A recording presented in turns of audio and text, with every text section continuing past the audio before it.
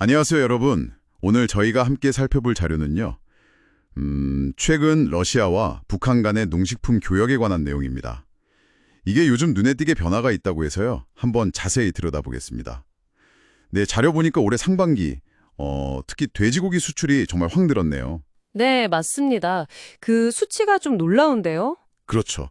이게 보니까 1월부터 5월까지 딱 5달이잖아요.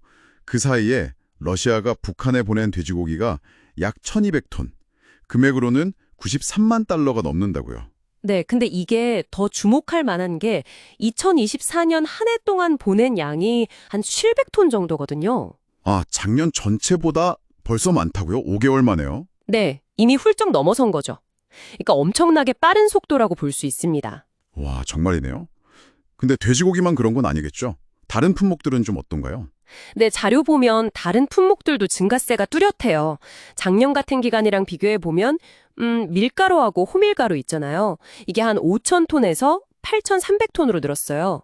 거의 1.7배 정도? 1.7배요? 그것도 꽤 많이 늘었네요. 네, 그리고 유채씨유 같은 경우는 올해 아예 처음 수출 목록에 올랐는데 벌써 300톤 이상 나갔다고 하더라고요. 새로운 품목까지 등장했군요. 그렇죠.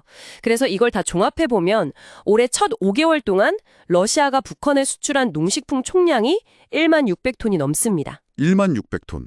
네, 작년 같은 기간보다 한 26% 늘어난 수치라고 이 자료는 설명하고 있어요. 이야, 26% 증가면 전반적으로 교역이 확실히 활발해졌다고 봐야겠네요. 그럼 참고로 작년, 그러니까 2024년 전체 상황은 어땠는지도 혹시 나와 있나요? 이걸 알아야 올해 변화가 더 와닿을 것 같은데요. 네, 있습니다. 그 모스크바 국립대학 산하에 유라시아 식량안보센터라는 곳이 있거든요. 네, 들어본 것 같아요. 네.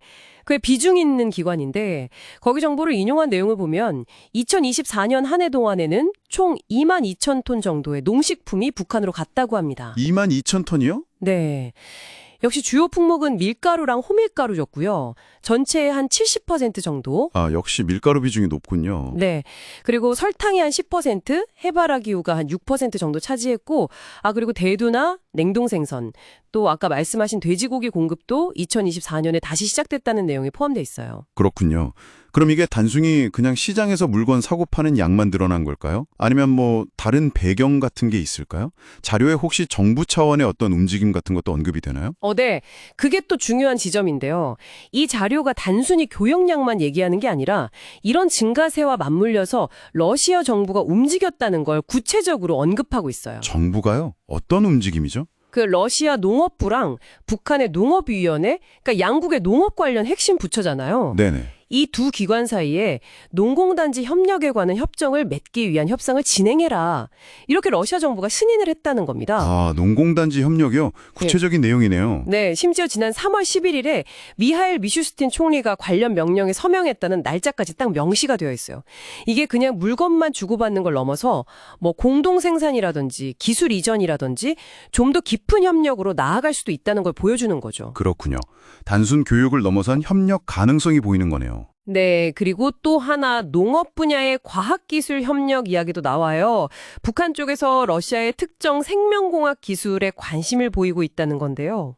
기술 협력까지요? 어떤 기술들이죠? 구체적으로 보면 콩 품종 개량하는 거 있잖아요. 육종, 그리고 감자 바이러스 문제 해결하는 거, 또 토양 오염된 거 정화하는 기술, 그리고 가뭄에 대비하는 기술, 이런 것들에 북한이 주목하고 있다고 자료는 지적해요. 상당히 구체적인 분야들이네요.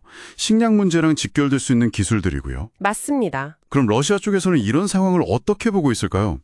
네, 러시아의 입장도 꽤 분명하게 드러나 있습니다.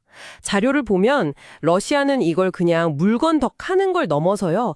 자국 농산물에 대한 어떤 안정적인 수요처를 확보하고 또 북한과의 장기적인 협력 관계를 만들 기회로 보고 있는 것 같아요.